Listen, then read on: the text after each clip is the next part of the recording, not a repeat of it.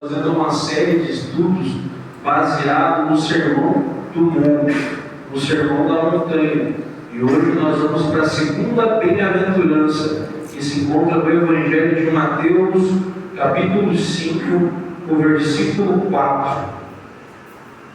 Glórias a Deus. As promessas do Senhor estão se cumprindo neste lugar.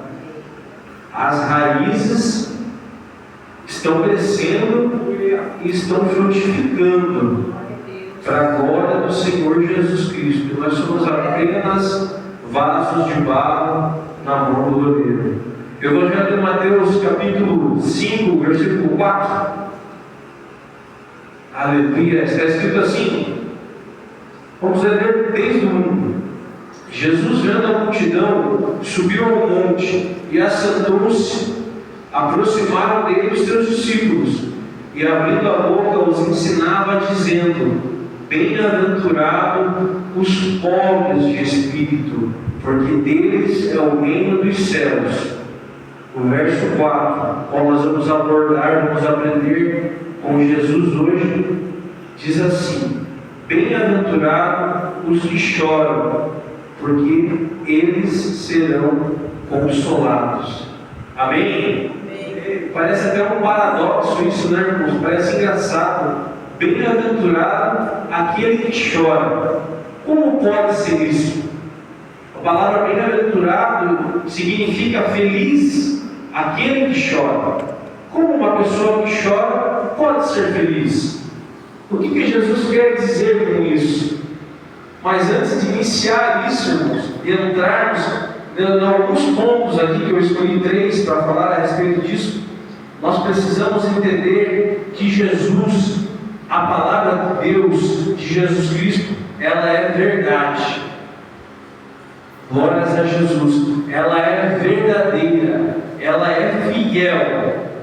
Porque Jesus, o nosso Pai, o Senhor dos exércitos, que criou os céus e a terra, Ele não mente para nós. E a sua palavra é verdade. Quando Ele diz bem-aventurado os que choram, o que isso quer dizer, irmãos? Jesus, Ele jamais vai mentir para os seus filhos.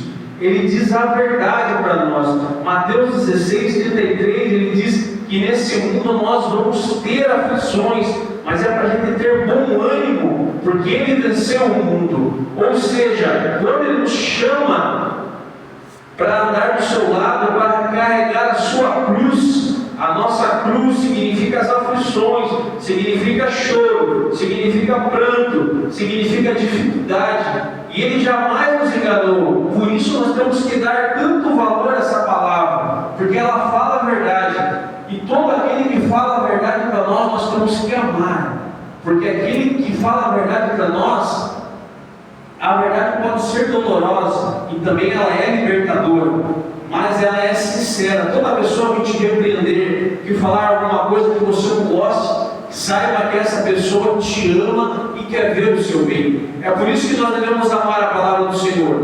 Ela nos ama. A palavra de Deus, o Senhor, Ele nos ama, porque pode ser amargo, mas é para o nosso bem. Então Jesus diz, Ele não omite nada da nossa caminhada com Ele. Ele fala que nós vamos chorar, vamos passar por momentos de dificuldade. Aleluia. Romanos, no capítulo 3, no verso 4, Paulo fala que seja o Senhor nosso Deus toda a vida verdadeiro e o homem seja mentiroso. O que significa isso? Se nós abrirmos a palavra de Deus de Gênesis ao Apocalipse, só existem verdades aqui. Se nós olharmos para a vida de Abraão, que é considerado, na verdade, ele é o pai da fé, um grande profeta para os judeus, ele é conhecido como o pai de multidões, o pai da fé, um grande homem de Deus, um grande profeta.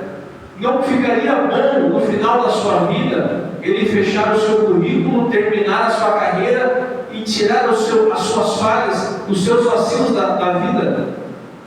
Mas Deus colocou lá tanto os acertos como os erros de Abraão, porque Deus não esconde nada de nós. Ele fala a verdade, Ele não omite nada. E num relacionamento bom como esse, de um Deus que fala a verdade para nós, não tem como dar errado. O triste é nós nos relacionarmos em uma amizade onde não há verdade, porque nós sabemos que na frente nós vamos nos decepcionar, mas com Deus, Ele é verdadeiro. Seja toda a vida Deus verdadeiro e o homem mentiroso. E num relacionamento desse nós podemos mergulhar de cabeça, porque nós sabemos que é um relacionamento com base na verdade, por isso não vamos nos decepcionar.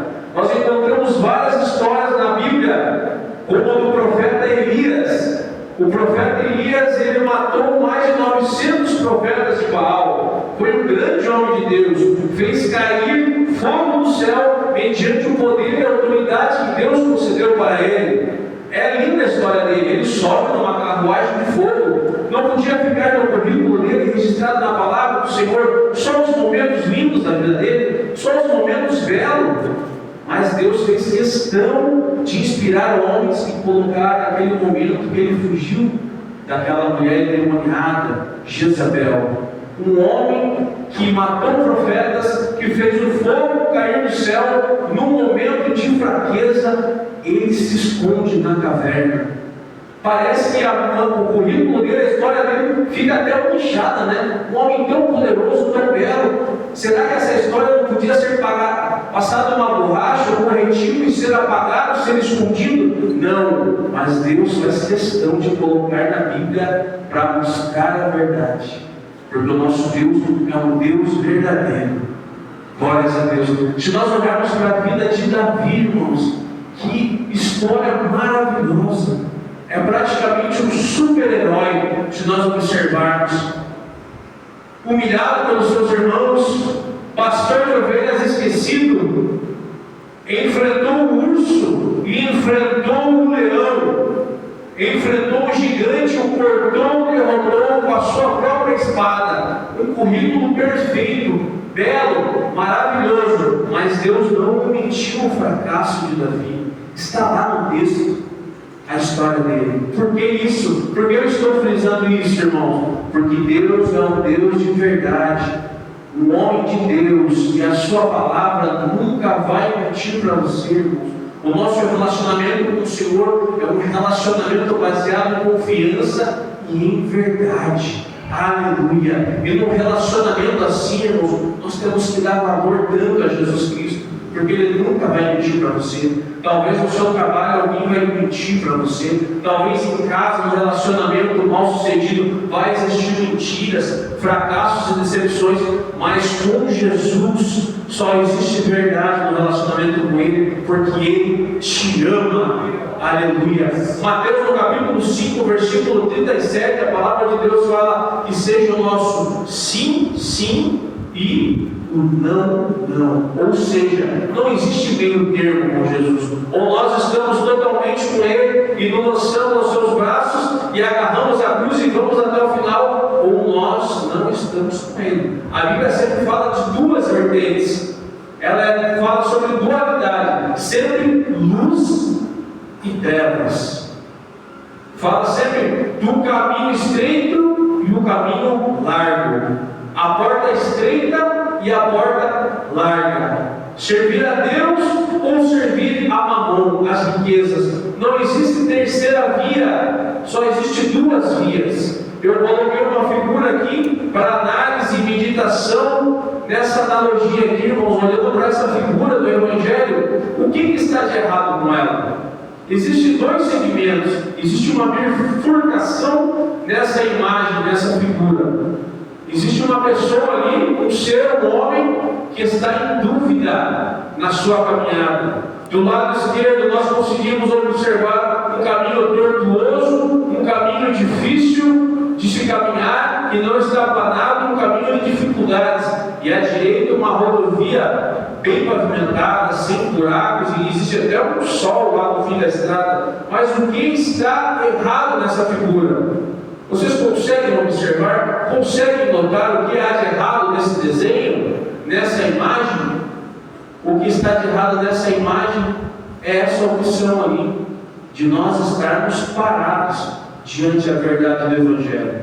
Não existe essa opção aqui no meio de pensar se eu vou para Jesus, enfrentar o choro, que a palavra de Deus nos ensina aqui em Mateus, no capítulo 5, versículo 4, que vai ter choro, mas também existe uma promessa que vai ter consolo. Não existe essa opção neutra de ficar pensando, estático, parado, imóvel na imagem. Ou nós estamos no caminho de Jesus, ou nós estamos no caminho que nos leva à condenação e à morte eterna. Essa imagem aqui do homem pensando, essa imagem neutra que não existe. E nós costumamos dizer isso, né? Aquele irmão, aquela pessoa é quase de Jesus, é quase crente, ele deve ir para a igreja, ele até participa de alguma coisa, mas ele ainda não entregou a sua vida para Jesus. Está em cima do muro. Esse em cima do muro não existe para Jesus, irmãos. Ou nós somos, ou é sim, sim, ou não, não. Aquele que está em cima do muro, infelizmente, está no caminho errado, está no caminho perdido, de trevas. Glórias a Deus. Mas o segundo ponto que nós notamos aqui no decorrer que Jesus fala no ponto das bem-aventuranças, que é o monte da felicidade, né, a vida que nós devemos viver, é que esse choro aqui, para aqueles que vão ser consolados, não é um choro qualquer. Porque nós podemos muitas vezes chorar no nosso dia a dia, na nossa história, na nossa semana.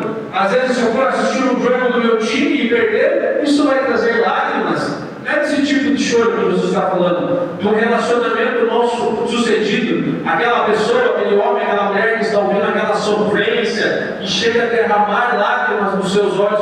Não é esse tipo de choro que Jesus quer consolar, não é isso, não é um choro qualquer. O choro que Jesus, porque se fosse isso, um choro qualquer, Mateus 5,12, a Bíblia fala que lá vai ter choro e ranger de dentes. Como que é isso? Qual o tipo de choro que o Senhor nos ensina que nós temos que chorar? Felizes são os que choram. De que choro Jesus está falando? Não é de um choro qualquer, irmãos. É de um choro de levar a cruz. É de um choro de caminhar, porque o nosso caminho com Jesus é difícil, irmãos.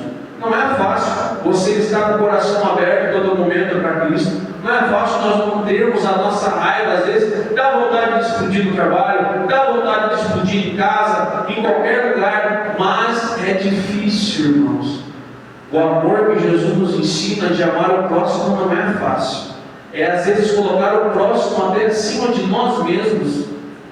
Então o choro que Jesus está falando não é um choro qualquer, mas também existe um perigo, irmãos, de uma igreja que não chora mais na presença de Deus.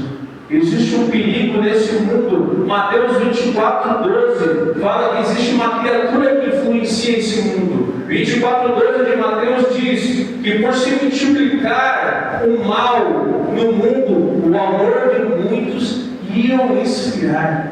Nós estamos vivendo momentos na nossa sociedade, na nossa cultura, que nós não choramos mais. Nós temos medo de chorar porque nós aprendemos no mundo que choro é sinônimo de fraqueza. Pessoa que chora é sinônimo de uma pessoa sensível, de uma pessoa fraca, derrotada, que não consegue vencer. E muitas vezes nós queremos ser fortes diante das dificuldades. Nós não queremos derramar mais lágrimas. Parece que isso está ultrapassado. Se eu chorar no culto, vou falar que eu sou sentimental. Se eu derramar lágrimas em meio à dificuldade, vou me chamar de fraco. Mas Jesus manda nós chorarmos, porque quando nós choramos, irmãos, nós tiramos das nossas mãos todo o trabalho árduo, todo o nosso último suspiro, a nossa última força e colocamos na mão do Senhor. Porque o nosso choro, ele é um sintoma do nosso corpo, que seria a gota d'água, ou a gota do último choro. Sabe quando você não tem forças mais, quando você está estressado, não consegue mais andar, não consegue caminhar, o nosso corpo, como uma arma fisiologicamente, ele começa a chorar. Isso é maravilhoso, porque quando nós choramos para Jesus, Ele pega a nossa dificuldade e fala: filhinho, pode largar aí, agora deixa comigo, deixa que eu vou entrar nessa luta, deixa que eu vou entrar nessa batalha. Então não retenha o seu choro diante de uma dificuldade, irmãos. Não é feio, não é sinal de fraqueza, é sinal que você está passando a bola para Jesus agora, e Ele vai tomar conta da sua vida, vai tomar conta da sua dificuldade, vai tomar conta do seu problema. Amém? Hebreus 12:6 diz que Jesus, o Senhor, Ele corrige a quem ama. Às vezes Deus usa um tipo de chicote com nós, irmãos, um chicote espiritual, para nos colocar no eixo, para nos colocar no caminho. E muitas pessoas não sabem discernir essa exortação de Jesus. Por muito pouco, irmãos, nos dias de hoje, nós não sabemos mais levar, sabe aquela pessoa que já leva o desaforo para casa? Cuidado com isso, meu irmão. Cuidado com essa palavra. Ah, não, eu sou exclusivo, eu escuto isso e já largo, já peço a conta do serviço e já vou embora de casa. Irmãos, cuidado com isso, porque quando a dificuldade vier de uma forma espiritual e o Senhor nos exortar, porque Ele nos ama, nós não vamos saber lidar com isso e também nós vamos abandonar a nossa luz. Então nós devemos saber lidar com a exortação, com a correção de Jesus na nossa vida. E isso é muito bom, é muito maravilhoso quando Jesus nos fala a verdade, nos exorta e nos aflige, porque Ele nos ama. Então, se Jesus está deixando você passar por alguma dificuldade, deixando você passar pelo estreito, pelaquela porta que nós vimos, pelaquele caminho estreito, é porque Ele está nos levando para o caminho certo, porque nós vamos chegar ao céu através de lágrimas. Não vai ser sorrindo, não, porque senão não estaria escrito em Apocalipse, capítulo 21, versículo 4, que Ele enxugaria dos nossos olhos toda lágrima. Nós vamos chegar lá no céu através de choro, irmãos. Então, que o nosso coração possa estar aberto e polido para receber a exortação e a orientação de Jesus. Porque essa geração não quer ser mais chamada a atenção, pastor.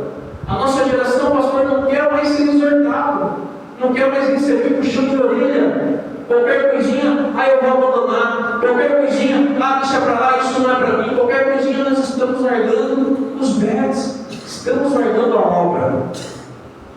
Que nós possamos ser filhos obedientes e receber a exortação do Senhor, porque Deus, como Pai, tem a tarefa de corrigir, e Deus, como juiz, tem a tarefa de punir. Qual Deus você quer que entre nessa na sua vida? Um Deus com uma punição em forma de juízo, ou você quer um Pai amoroso para te corrigir? Eu prefiro um Pai na minha vida para me corrigir. Todas as vezes que eu apanhei da minha mãe, eu apanhei calado, mas o meu coração sabia que ela estava batendo em mim porque eu merecia. Aleluia. Quando a gente apanha, quando a gente sofre, quando Deus permite as coisas, é porque nós merecemos, porque Ele nos ama e Ele está nos ensinando para nós darmos um passo a mais na caminhada, para que nós venhamos andar mais uma milha, subir mais um degrau, avançar as montanhas. É por isso que a dificuldade vem. Ela não vem para nos empurrar para trás, mas ela vem para nos dar impulso. E com Jesus nós vamos mais longe. Então, Deus, como Pai, Ele nos ama, e por nos amar, Ele nos avalia às vezes, irmãos. Não fique triste quando Deus vier te corrigir, porque nós não queremos ter Deus como juiz, porque quando Ele se tornar juiz desse atributo, no grande dia vai ser para condenar. E Deus só tem filhos obedientes. Jesus não tem discípulos desobedientes, só discípulos obedientes. Que o nosso coração possa ser como o coração de Davi, no Salmo 51, versículo 17, onde ele fala que o coração contrito o Senhor não despreza. Que o nosso coração venha a ser quebrantado em lágrimas, que o Senhor, o Espírito Santo, venha a renovar as nossas lágrimas, irmãos. Quanto tempo mais já faz que tu chora pelos nossos pecados, que nós não choramos mais pelaquela pessoa que está lá fora, longe da presença de Jesus. Faz quanto tempo que nós não tiramos tempo para chorar e pedir perdão pelos pecados da nossa nação, dos grandes legisladores que levam esse país à torta e à direita, A nação que Jesus vai salvar, o povo que Deus quer salvar, é um povo que chora. E bem-aventurados que choram, porque serão consolados. Aleluia!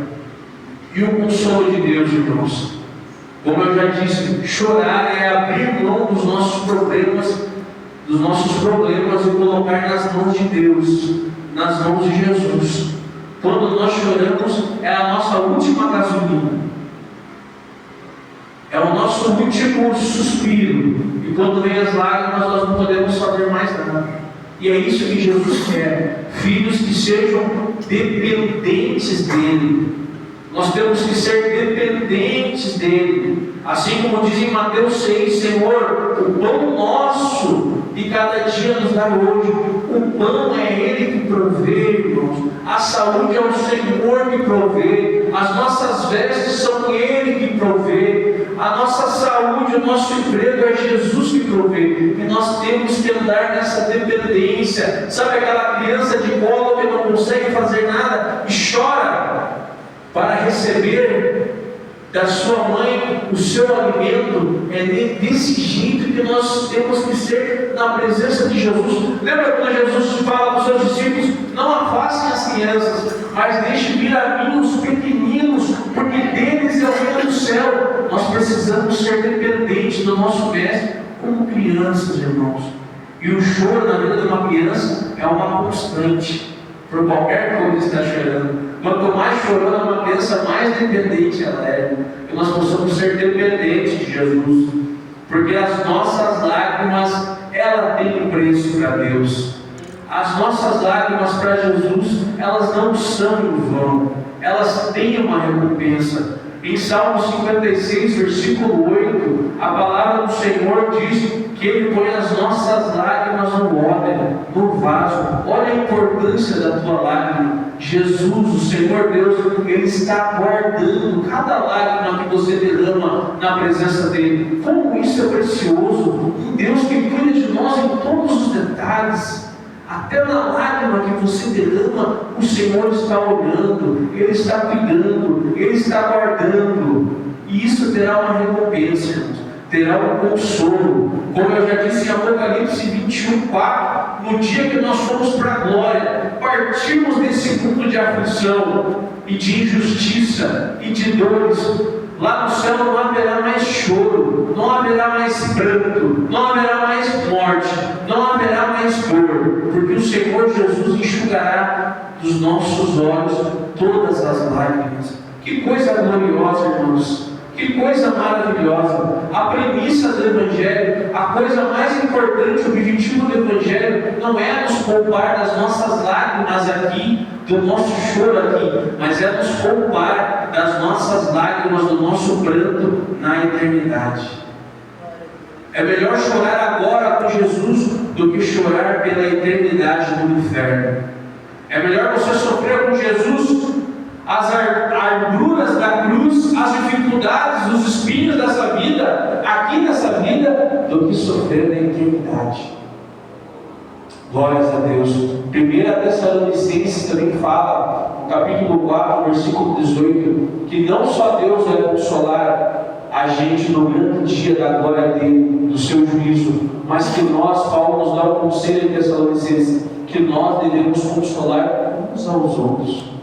Então, no dia que o Senhor nos consolar, que vai ser o grande dia, isso vai ser o papel do Senhor. Mas aqui na terra, irmãos, nós temos que nos consolar uns aos outros. Vamos pensar e meditar nisso.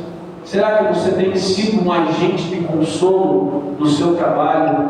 Será que você tem sido um agente de consolo, um servo para consolar o irmão aflito aqui na terra? Porque às vezes nós só queremos as coisas de Deus, né?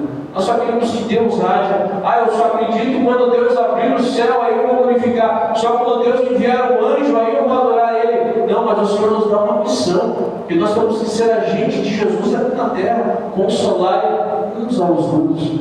Se nós olharmos o nosso irmão com uma dificuldade, irmãos, que nós possamos consolar ele. Às vezes os irmãos querem abrir o coração com a gente, e nós precisamos escutar uns aos outros. Abraça o seu irmão, porque é ele que vai passar a eternidade inteira com você no céu. Aleluia! Irmãos, a mensagem bem rápida, Quero que você coloque de pé. Irmão Rogério, isso aí me ajudaram a falar um pouquinho. Quero cantar uma canção, o pastor já vai estar encerrando. Quarta-feira que vem nós vamos observar a respeito